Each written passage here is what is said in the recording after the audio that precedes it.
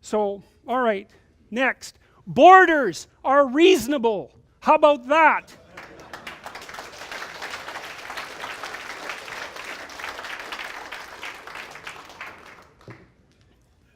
The law is the border that stops someone from stealing your laptop. And if it's an Apple laptop, well, it's the sort of laptop that a social justice warrior would carry. And then the social justice warrior is going to be very irritated if you happen to purloin their laptop. And then you might point out to them, you know, it's a border that protects you from having that thing taken. And they say, well, the border should be open. It's okay, man, no problem. You hand over that laptop right now. And everything else you own too. If you don't like borders, and you can get rid of the damn walls in your house, and you don't need doors on your bedroom either. And we can keep an eye on you whenever we want. And so much for borders. One of the things that really differs between liberals and conservatives, between the left and the right, is the right likes tight borders between things.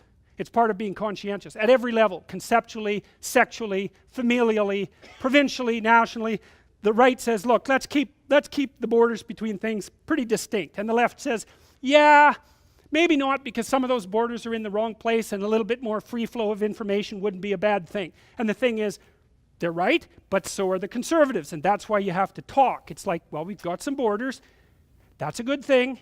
Maybe some of them need to be moved around a little bit, and that's what the political dialogue is for. But that doesn't mean that borders themselves are a bad idea. They're a great idea, because without borders, everything mashes into the same untenable state of undifferentiated chaos, and you can't live in that. And so the people who are trying to tear down the borders conceptually, politically, and practically, what they want is the chaos that would bring. They either want that, or they're too foolish to know that their pursuits will produce that. So let's be a little bit clear that if you stand up and say, yeah, borders, they're okay. They've got their problems, but they're okay. That doesn't make you a bigot beyond redemption. It just makes you someone with some sense. And it's actually okay to be someone with some sense. Limits on immigration are also reasonable. Well, we need to figure out what those limits are. And that's what the bloody political dialogue is for. But the fact that it should be limited to some degree is also reasonable. Otherwise, why not just open the borders and let everybody come in? Well, the reason you don't do that is because a complex system cannot tolerate extensive transformation over too short a period of time. Now, you want immigrants to come in, especially if they're the sorts of immigrants who are likely to contribute properly to the success of your polity, and lots of immigrants do that. I mean, I think the vast majority, for example, of entrepreneurs in the United States come from the Indian subcontinent. So great, you know, bring them over. They're highly educated, they're extraordinarily productive, they make lots of new businesses, and then they pump money like mad back into India. Good deal. But that doesn't mean that we have our arms are open to everyone immigration policy, because it's complete rubbish. All that means is you're not thinking about it. So, and here's a coda to that for conservatives. Here's something. I've been thinking about this a lot lately. It should not be assumed that citizens of societies that have not evolved functional individual rights predicated polities will hold values in keeping with such polities. So we could say, look, there are a lot of countries in the world that are not governed well. The vast majority of them, right? And they've been not governed well forever. And to me, that means that there's something wrong with the values that are held collectively by the people who've established those polities. Well, you shouldn't be naive and assume that merely because you move them to a new country, they're going to let their innate democratic longings flourish. It doesn't work that way.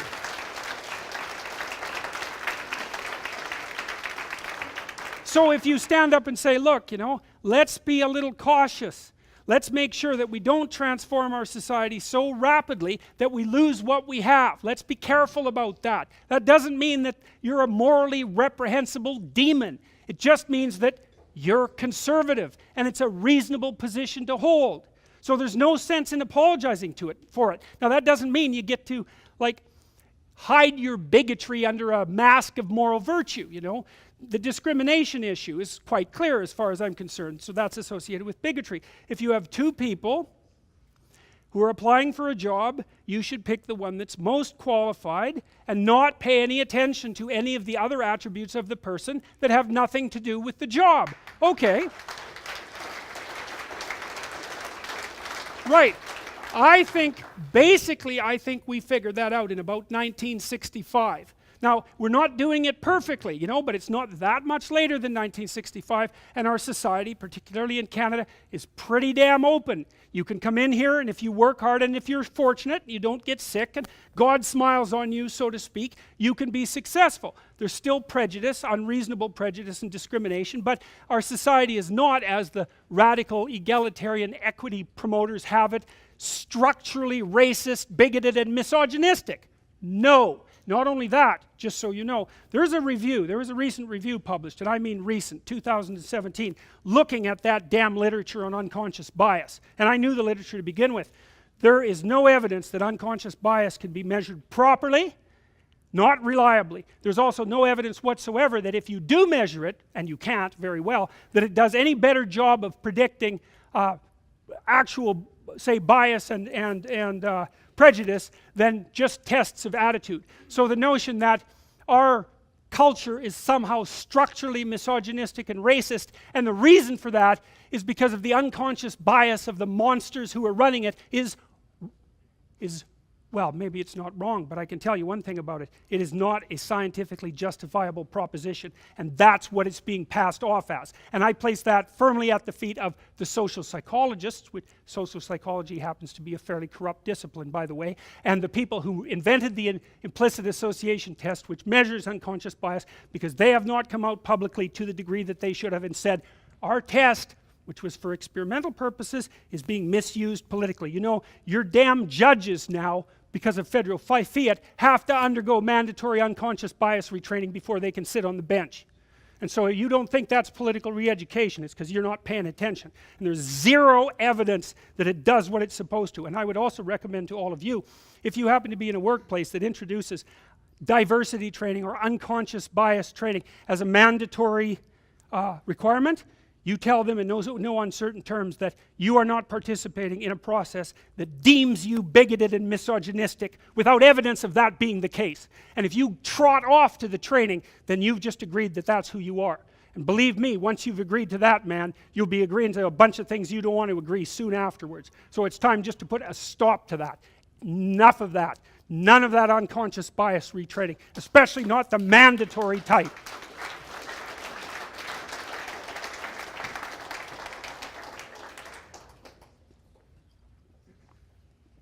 People should be paid so that they are able and willing to perform socially useful and desirable duties. Okay, so the radical leftists, they react to me this way. They say, well, you hold a position of privilege and power. And I think, first, you don't know a goddamn thing about me, and you have no idea how I got to my position of privilege and power. And it was no birthright, I can tell you that. I was a small, like, thick-glassed, intellectual, what do you call that, athletic child. You know, I was a year younger than my peers. I suffered plenty of, what would you say, trouble for my loud mouth and my intellect when I was growing up, you know. I had my struggles. I'm not complaining about it. The point is that you can't attribute privilege to a class of people. You know, and you can't attribute power to people who happen to occupy a position of competence and authority either. There's some possibility that they occupy that because they worked hard, and were fortunate, let's not forget about that, and had some good social support, and didn't have some horrible disease, thank God. But you can't just make the case that the position is there as a reward. It's not there as a reward at all. It's there as a consequence of the person offering something valuable to those who want to pay for it. And the reason you pay for them isn't to reward them. It isn't so that you give them a pat on the back and say, well, you're a good person and you deserve this position. It's because you're saying to them, produce. We find what you're producing of value. And so we're going to give you what you need in order to be motivated to keep doing it. But it's not because we like you. It's not because we respect your rights. It has nothing to do with equity. It's we're trying to get every goddamn thing we can from you as fast as possible. And we're going to pay you to do it. And so people deserve their damn pay. And the reason they deserve it isn't because it's a reward. It's because that's how you get productive people to do things that are difficult and time-consuming and that perhaps they wouldn't do on their own accord, to continue doing them so you can benefit from it. So the whole notion that, we're awarding positions of privilege to oppressive patriarchal types, it's like we just have to get rid of that. Enough of that. That's nonsense. It's absolute nonsense. And the other thing too is, it's only been 30, 40 years, 50 years since women had reliable birth control, right? And were able to enter the workforce en masse. I'll tell you, man, we've produced a cultural revolution in like 50 years. Women are everywhere. It's like, how bloody fast do you expect something like that to go? And what makes you think that pushing it really hard is going to make it go any better? I mean, as far as I can tell, we managed that transition about as well as we possibly could have. We're still sorting out the details. But the fact that, this is coming very rapidly down the pipes, the fact that half of our corporate board members are women is not indicative of the fact that we live in an unconsciously biased, misogynistic, patriarchal society. Sorry, wrong, not correct.